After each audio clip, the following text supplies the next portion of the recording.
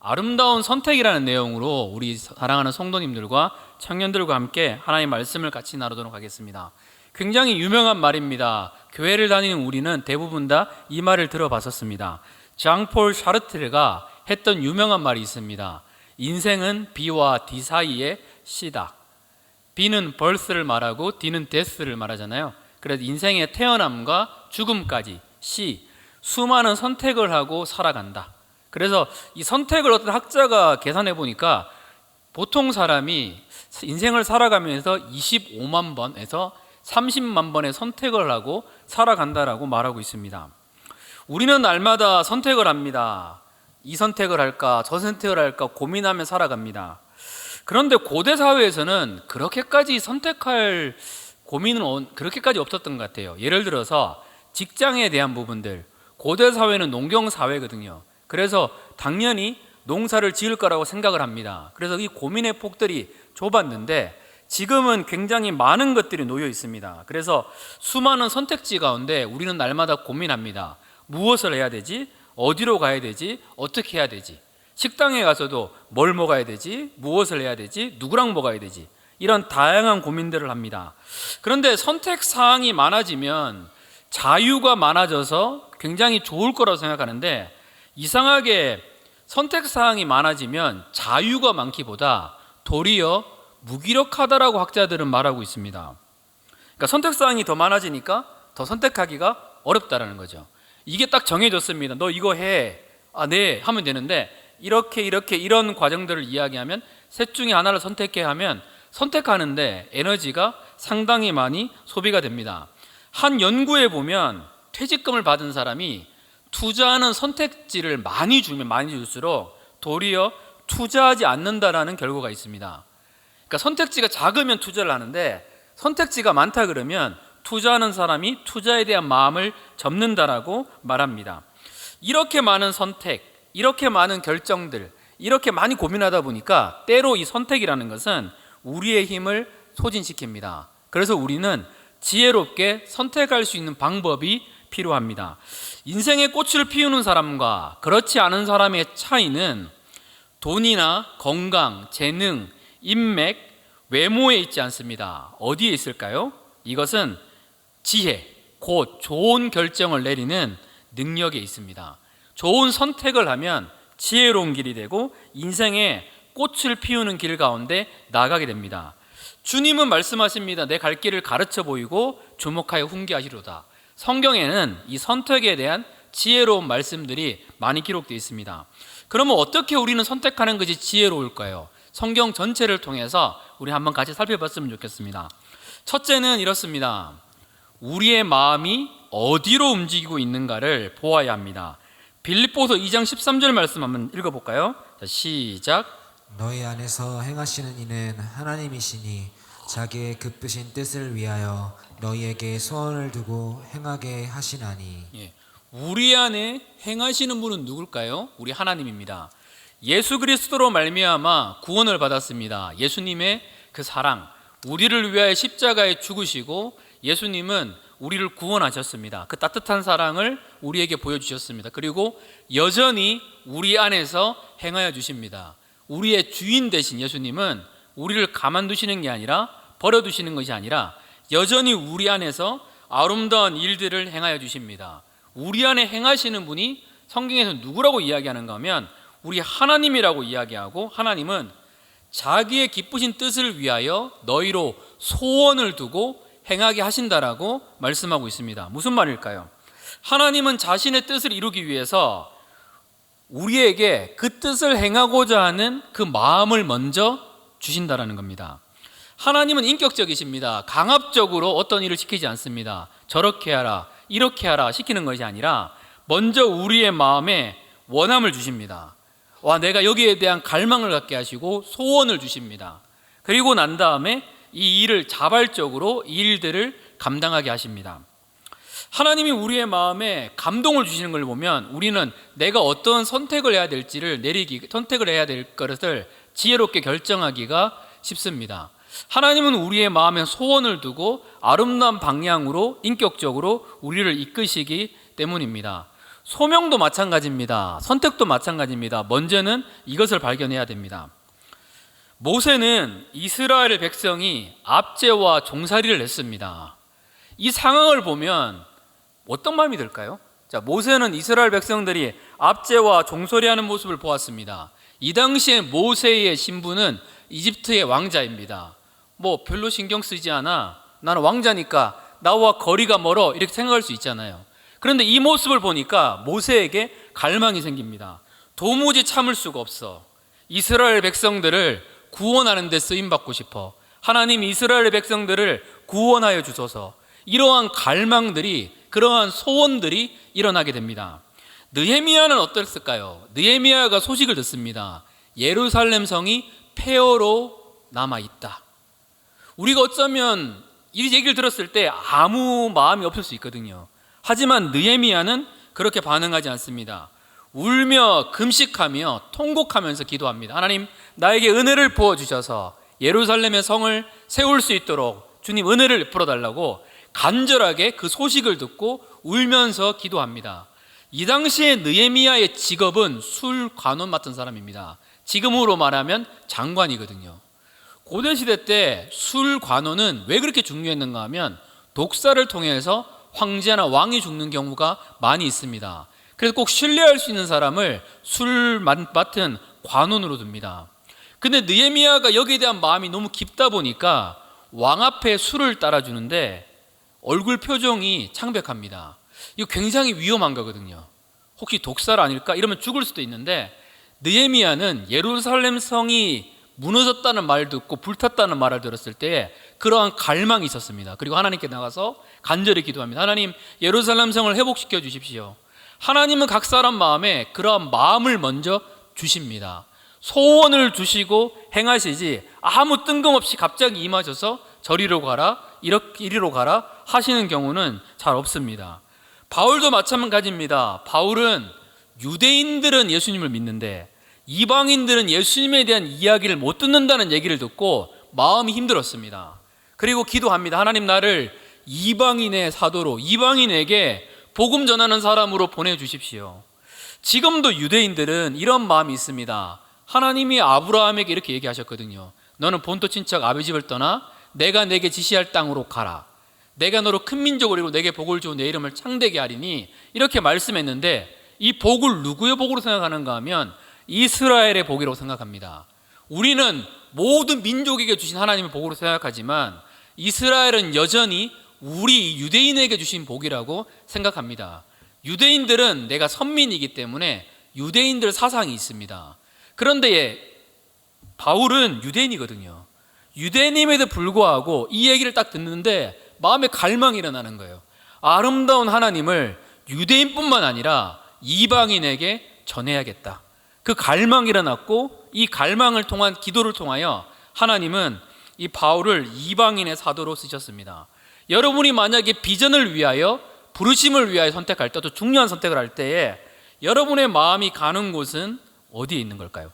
예수 그리스도를 믿는 사람들이 자기의 욕심과 자기 어떤 걸 향해서 결정하는 케이스는 그렇게 많지는 않습니다. 때로는 그런 것 같으면서도 하나님께 기도하고 하나님의 뜻을 구합니다. 그렇다면 여러분의 눈물이 흐르는 곳이 어디 있을까요? 굶주리는 아이들에 대한 이야기를 들었는데 갑자기 마음이 움직이고, 교육이 부족했단 말을 들었는데, 극심한 가난이 일어났다는 말이 들었는데 마음이 움직이고, 혹시 그런 곳이 여러분에게는 어떠한 것이 있을까요? 누군가에게는 전혀 감동이 되지 않는 이야기가 여러분에게는 감동이 되는 이야기가 될 수 있습니다. 누군가에게 뜨겁지 않은 이야기가 여러분에게는 뜨거운 이야기가 될 수 있습니다. 여러분의 마음이 가는 곳은 어디에 있을까요? 그래서 학자들은 나의 부르심은 나의 은사와 연관이 있다라고 말합니다. 내 마음이 가는 곳, 그러면 하나님이 거기에 필요한 은사들을 주셨기 때문에 이게 일치되는 걸 보면 내가 어떤 선택을 하고 나가는지를 잘 알 수 있다라고 말합니다. 우리 사랑하는 청년들의, 성도님들의 마음이 가는 곳, 눈물이 흐르는 곳, 하나님이 소원을 두고 행하시는 그곳은, 그 선택은 어떤 것일까요? 그 마음을 가지고 선택할 때에 지혜로운 선택을 할 수 있습니다. 두 번째는 무엇일까요? 두 번째는 혼자서 고민하는 것이 아니라 지혜로운 사람들의 권고를 들으라고 말하고 있습니다. 잠언 12장 15절 말씀입니다. 같이 읽겠습니다. 미련한 자는 자기 행위를 바른 줄로 여기나 지혜로운 자는 권고를 듣느니라. 네, 미련한 자는 권고를 듣지 않습니다. 자기 행위가 바른 줄로 생각하는데 바르지가 않습니다. 혼자서는 문을 놓치기가 쉬워서 성경에서는 공동체를 강조하여 주십니다. 하나님은 다른 사람을 통해서 우리에게 지혜를 알려주실 때가 성경을 봐도 신앙의 역사를 봐도 굉장히 많습니다. 그러면 필요한 것은 무엇일까요? 겸손입니다. 누군가의 이야기에 그게 완전히 결정돼서 움직이는 것이 아니라 누군가 이야기를 듣고 결정은 내가 해야 되거든요. 하지만 누군가 이야기를 들을 수 있는 겸손함이 필요합니다.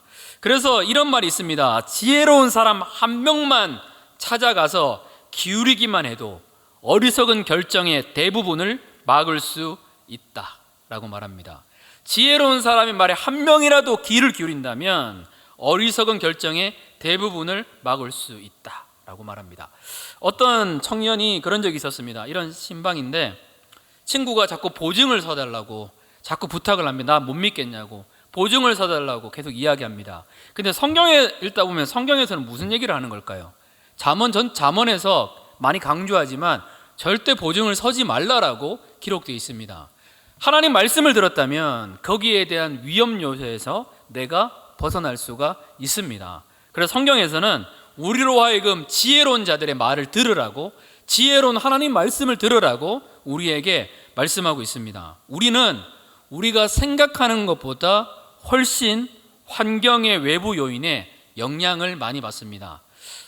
나는 주변의 영향을 전혀 받지 않는다. 한번 손 들어보세요. 네, 없어요. 네, 영향을 많이 받습니다. 수없는 연구인데 팝콘 있잖아요. 영화를 보는 사람들을 향해서 팝콘의 테스트를 해봤습니다.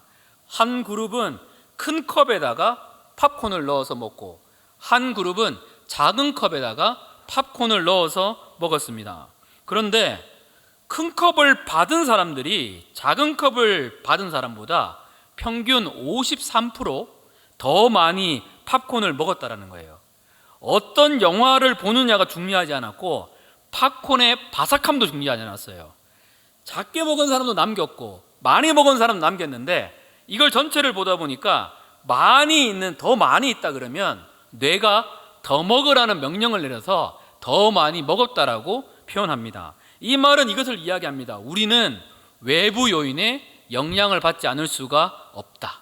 좀 나아질 수는 있지만 외부에 영향을 받을 수가 있습니다. 나를 갑자기 조급하게 하고 빨리 뭘 하게 하고 이럴 때는 지혜롭게 하나님께 나아가는 그런 시간들이 필요합니다. 급하게 결정하는 일들은 대부분 다 망합니다. 그리고 혼자서 바라보는 영역은 전체가 바라보는 영역보다 부족합니다. 혼자서 어떤 것들을 확증하고 결정하다 보면 쉽지 않은 경우도 만납니다. 그래서 혼자서 결정을 내리려 한다면 학자들은 확증 평양이라고 말하는 말에 빠지기 쉽다라고 얘기합니다. 이 말은 무슨 말일까요? 객관적인 진실을 찾으려고 하지 않고 내가 원하는 결과를 확증해주는 정보만 찾는다는 겁니다. 그러니까 누구에 묻는데도 내가 이미 결정하고 내가 어떤 것들을 내리고 난 다음에 내 말을 지지할 것을 찾지 여기에 대해서 진지하게 열어놓거나 고민하는 생각들을 하지 않는다라는 거죠. 내 옷은 어때? 무슨 말을 기대하는 걸까요? 내 여자친구는 어때? 내 남자친구는 어때? 꼭 진실을 원하는 것처럼 묻지만 현실은 내가 원하는 답을 기다리고 있을 뿐입니다. 내가 원하는 답이 아니라 그래서 어떤 결정을 할 때 겸손하게 내려놓고 누군가의 이야기를 들으려고 하는 것들은 너무나 중요합니다. 성경에서도 동일하게 말합니다. 이사야 30장 10절 말씀입니다. 같이 한번 읽어볼까요? 그들이 선교자들에게 이르기를 선견하지 말라. 선지자들에게 이르기를 우리에게 바른 것을 보이지 말라. 우리에게 부드러운 말을 하라. 거짓된 것을 보이라. 네, 선지자들에게 가가지고 하는 말이 뭘까요? 부드러운 말을 하라. 필요한 말 하지 말라라는 거예요. 회개하라. 돌이키라. 너 이거 잘못되었어. 이런 말 하지 말라라는 거예요. 부드러운 말을 하고 거짓된 것을 보이라라고 말하고 있습니다. 우리는 그렇습니다. 좋은 이야기, 나의 귀를 간지르게 하는 이야기를 좋아하지 진솔하게 마음을 내려놓고 누군가의 이야기를 들을 준비가 잘 안 되어 있습니다. 그래서 낮아져서 겸손하게 하나님께 나아갈 때에, 그렇게 결정할 때 공동체의 지혜를 구하고 하나님께 나가서 지혜를 구할 때 우리는 올바른 결정을 할 수가 있습니다.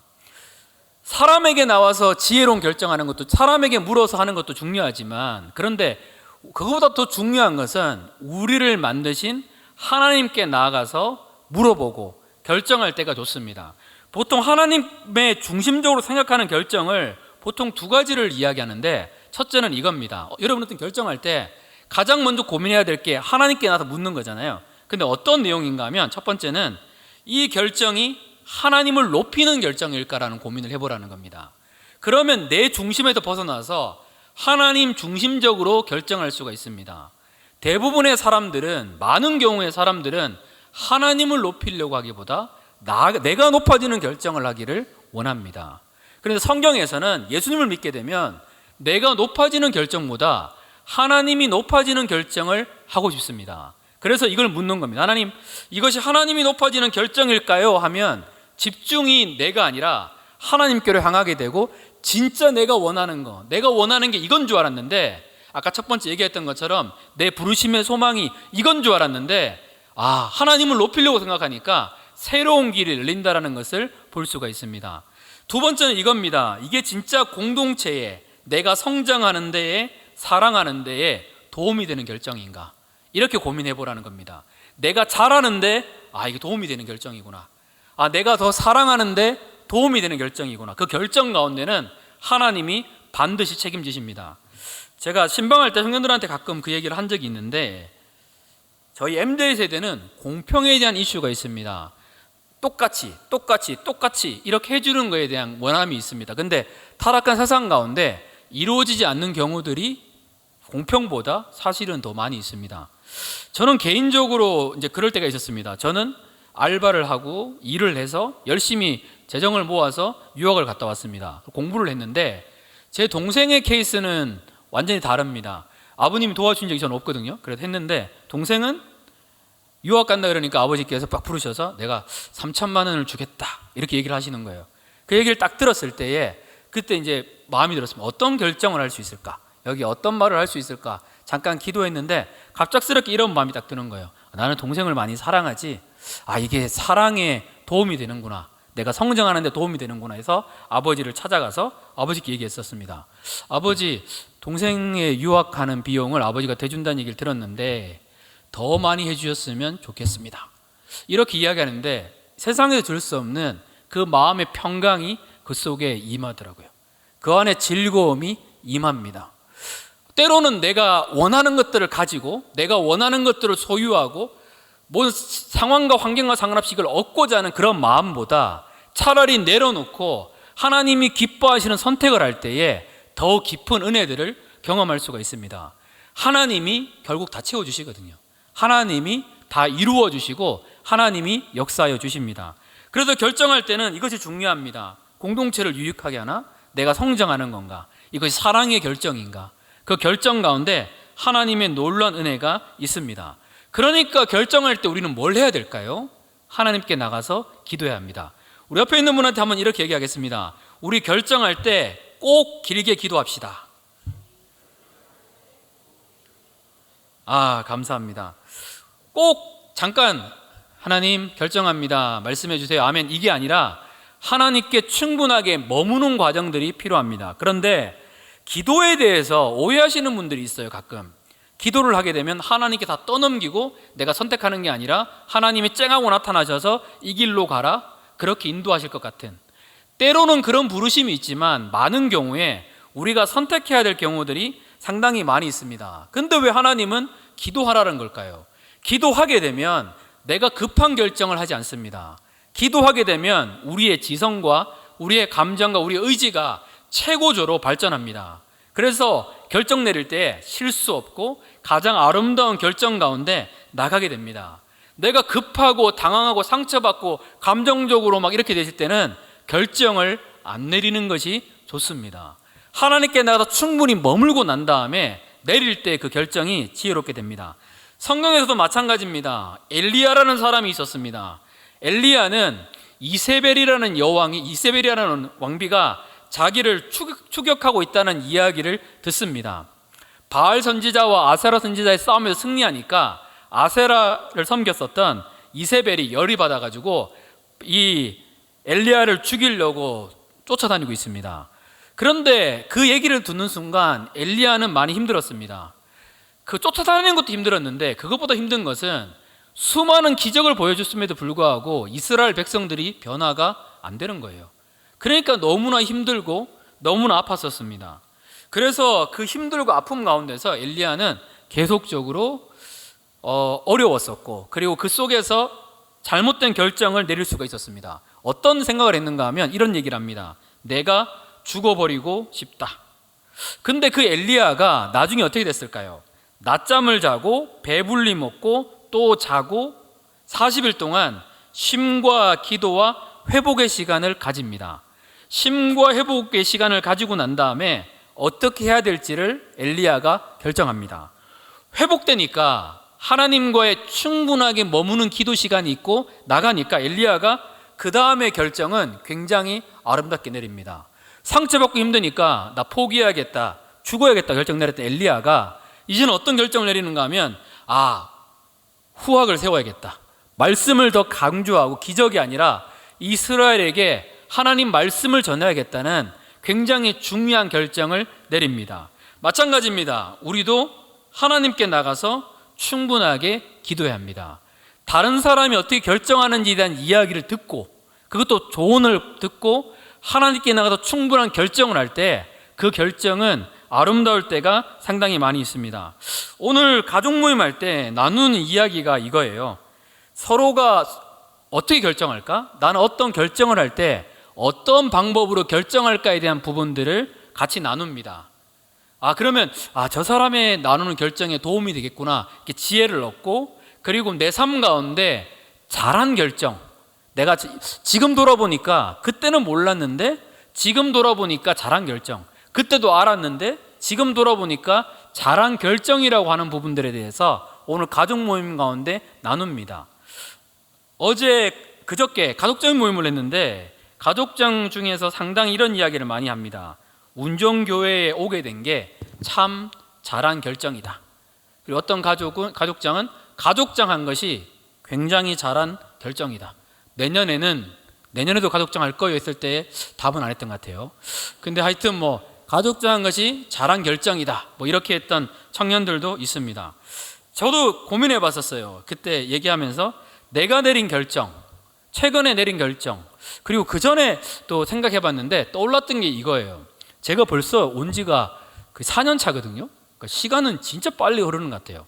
근데 2020년도 때 저한테는 이런 고민이 있었어요. SBTS라 해가지고 서던 베프티스트 세미너리라 그래서 미국에서 박사학위에 공부할 계획이 있었거든요.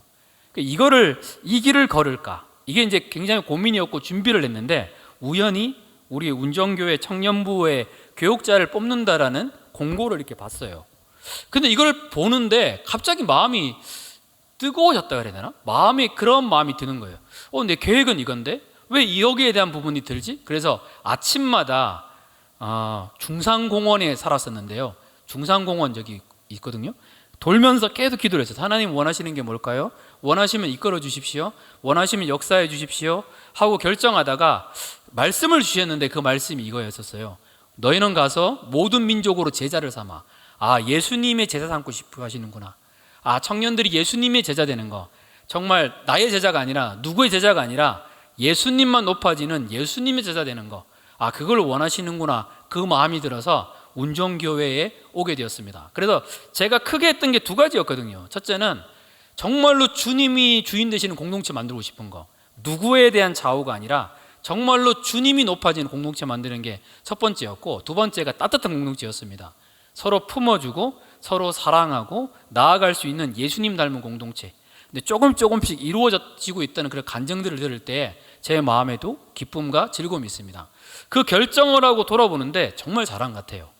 정말 잘한 결정이라는 생각이 들고, 지금도 그렇게 결정하게 하신 하나님께 저도 결정했으니까 거기에 대한 감사함이 듭니다. 우리 사랑하는 청년들은 여러분이 결정했던 거 무엇이 좋은 결정이었던 걸까요? 지금 돌아보니까 와, 그때는 몰랐는데 지금은 너무 좋았다. 오늘 가족 모임 때 서로 나누시면서 앞으로 여러분이 결정할 때 풍성한 지혜 가운데 결정하시기를 축복합니다. 마지막 세 번째는 무엇일까요? 어떤 선택이 옳은지 묻기 전에 지혜부터 구하라고 성경은 말합니다. 야고보서 1장 5절입니다. 같이 읽겠습니다. 너희 중에 누구든지 지혜가 부족하거든 모든 사람에게 후히 주시고 꾸짖지 아니하시는 하나님께 구하라. 그리하면 주시리라. 아멘. 자, 하나님의 말씀은 말합니다. 너희에게 지혜가 부족하거든 결정할 때 지혜가 필요하다 그러잖아요. 지혜가 있으면 윤택한 삶을 살아갈 수 있으니까. 그런데 지혜가 부족하면 하나님 말씀하시는 게 구하라고 말씀하고 있습니다. 그러면 성경에서 말하는 지혜, 이런 부분은 어떤 부분들이 있을까요? 저희가 한번 살펴봤으면 좋겠는데 첫째는 이겁니다. 아름다운 결정은 우리의 인격에서 나온다라는 겁니다. 그러니까 아름다운 인격이 마련되면 결정도 아름다운 것이지, 내가 인격적으로 성숙하지 않으면 결정은 항상 미숙할 수밖에 없다라는 것을 전제합니다. 그래서 하나님은 우리로 하여금 어떻게든 성장하기 원합니다. 어떠한 사람이 되느냐에 따라서 우리를 만들어 가시는 거죠. 하나님은 우리가 어떤 직장 들어가야 될지 같은 외적인 상황에 관심 많으시지만 그렇게까지 관심이 있으신 것은 아닙니다. 우리가 어떤 도시에 살지, 우리가 어떤 집에서 살지는 하나님의 주된 관심사가 아닙니다. 하나님의 주된 관심사는 무엇일까요? 성경 전체가 말하고 있습니다. 예수 그리스도를 닮고 예수님의 인격을 품고 예수님의 제자 되는 것. 예수님이 원하시는 그림은 여기에 있습니다. 자녀를 키우는 부모님이라면 이런 말에 대해서 점점 더 이해됩니다. 자녀가 중학생이 됐는데 너 위에 옷은 추리닝 입고 밑에 옷은 빨간 옷 입어, 뭐 위에 옷은 이렇게 얘기하는 부모님은 아무도 없습니다. 칫솔은 녹색 칫솔 써, 이렇게 얘기하는 부모님도 당연히 없습니다. 저 학교 들어가, 이 수업 들어, 저 직장에 원서 넣어, 저 사람과 결혼해, 이 집을 사, 이렇게 하는 부모님은 당연히 없습니다. 제가 대학교 때 저희 때도 소개팅 미팅이 많았잖아요. 근데 한 친구가 미팅을 갔다 와서 굉장히 놀라워하면서 얘기해줬던 얘기가 기억이 나요. 무슨 얘기인가 하면요, 저희 때에 유명했던 단어가 있습니다. 지금도 있는지 모르겠는데 마마보이, 지금도 있는지 모르겠습니다. 근데 여자인데, 친구인데 이제 데이트를 갔어요. 소개팅을 갔어요. 그 데이트를 했는데 뭐 드실래요? 이렇게 얘기를 하는데 갑자기 그 남자분이 전화를 하는 거예요. 엄마 뭐 먹을까? 이렇게 얘기하길래 이건 뭐야? 황당했다고 얘기를 하면서 웃었던 적이 있거든요. 마찬가지로 자녀가 스스로 결정 내려야지 자녀가 성장할 수 있습니다. 그래서 부모님은 자녀가 결정 내릴 수 있도록 도와주지 일방적으로 자녀의 길을 결정하려고 하지가 않습니다. 하나님도 마찬가지예요. 우리가 스스로 결정을 내리는 법을 해보고 나가야지만 우리는 인격적으로 성숙할 수가 있습니다. 그래서 하나님은 계속적으로 기회를 주세요. 이런 결정을 내려라. 그래야지 우리의 인격이 성장할 수가 있습니다. 인격이 성장하면 아름다운 결정 내립니다. 그래서 우리 사랑하는 청년들 성도님들 인격이 결정 내리는 그 힘이 점점 더 아름다워지시기를 축복합니다. 두 번째는 이겁니다. 지혜로운 길을 두 번째는 우리 하나님은 우리를 반드시 아름다운 길로 인도하신다는 거예요. 우리는 때로 실수할 수 있잖아요. 하지만 하나님은 반드시 우리를 아름다운 길로 인도하시거든요. 프린스턴 대학의 철학자 월트 카우판이라는 사람이 있는데 이분이 결정공포증이라는 단어를 처음 사용했습니다. 결정공포증. 무슨 얘기인가 하면 우리 인간들은 결정하기를 두려워한다. 잘못된 결정을 내릴까 봐 하도 걱정하니까 결정공포증이라는 단어가 있다라는 거예요. 결정을 못하는 거죠. 그런데 두렵잖아요. 하지만 우리에게는 누가 있는 걸까요? 하나님이 계시는 거예요. 하나님이 계시니까 내가 결정 내리는데 때로는 실수할 수 있거든요. 때로는 잘못된 결정 내릴 수 있는데 예수 그리스도를 믿는, 하나님을 믿는 사람들의 길은 하나님이 반드시 그 길 가운데 바른 길로 인도하십니다. 그래서 이사야 30장 21절 말씀은 우리에게 이렇게 말합니다. 같이 읽어볼까요? 너희가 오른쪽으로 치우치든지 왼쪽으로 치우치든지 네 뒤에서 말소리가 내 귀에 들려 이르기를 이것이 바른 길이니 너희는 이리로 가라 할 것이며. 아멘.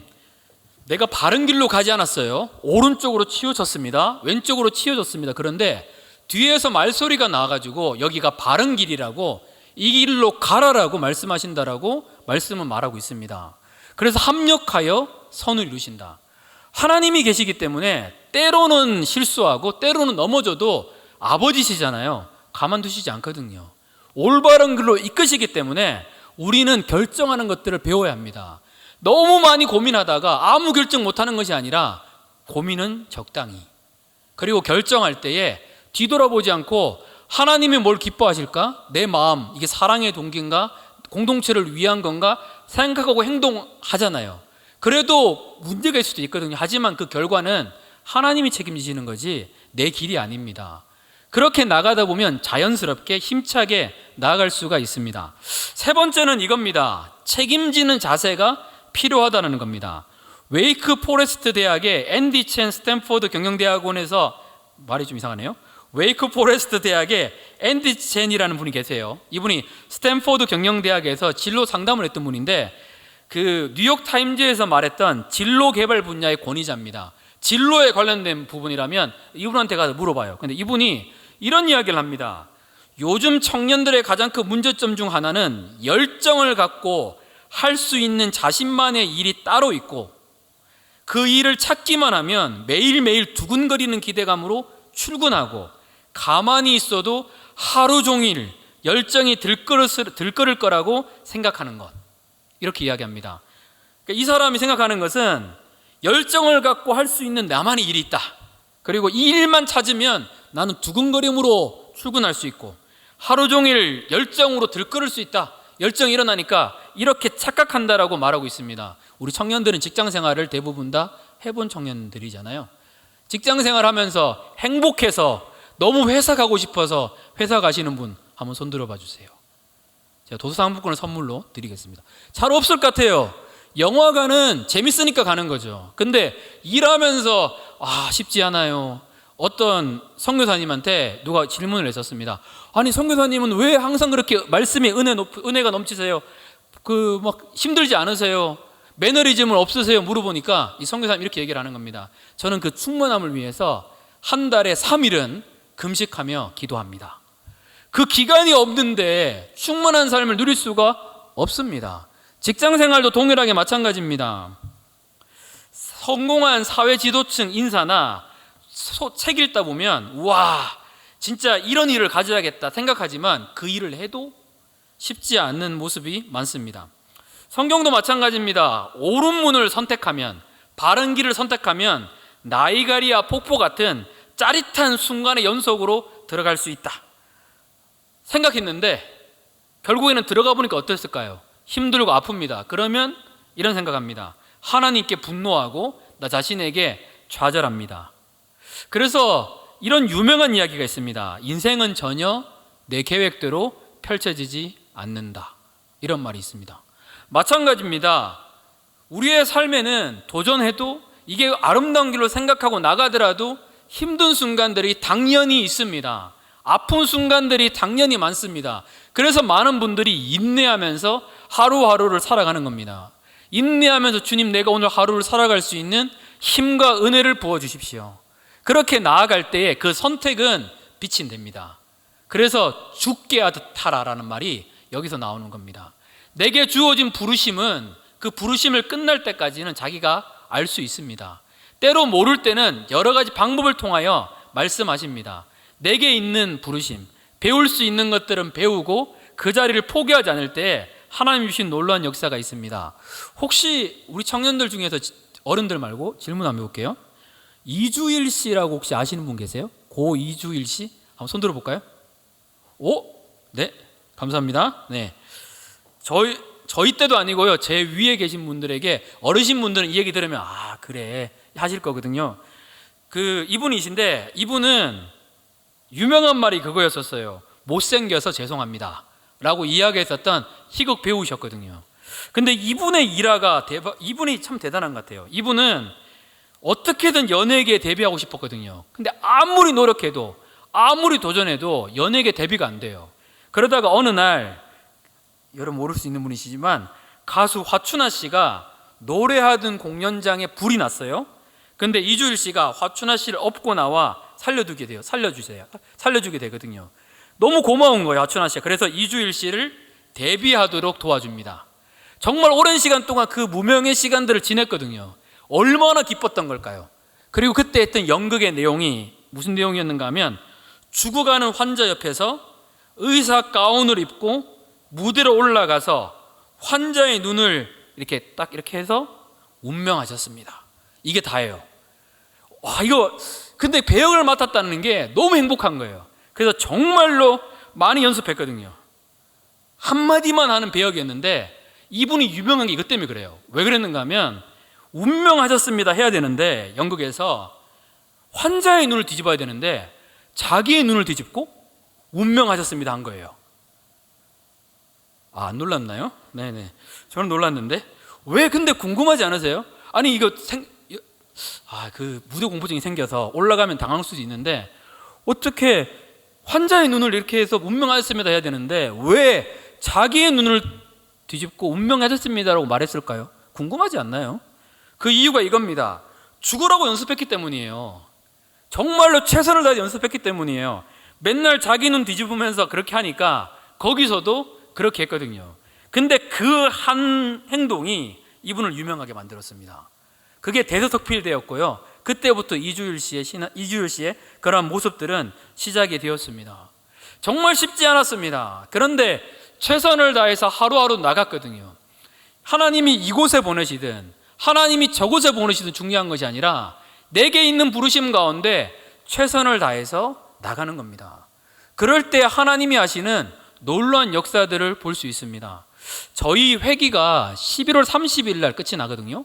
12월 초부터 바뀌어요. 근데 이번에 우리 가족장님들, 그 다음에 임원들 너무 좋거든요. 너무 대단하세요.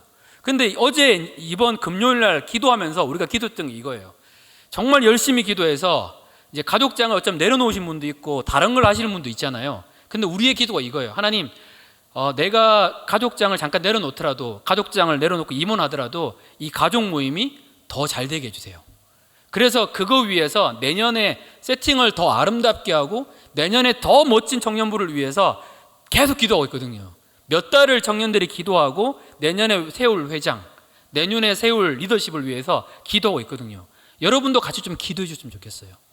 그렇게 같이 기도할 때 아름다운 청년부가 새겨질 수 있습니다. 주어진 일에 최선을 다할 때 하나님은 우리를 아름다운 선택의 길로 이끌어 주십니다.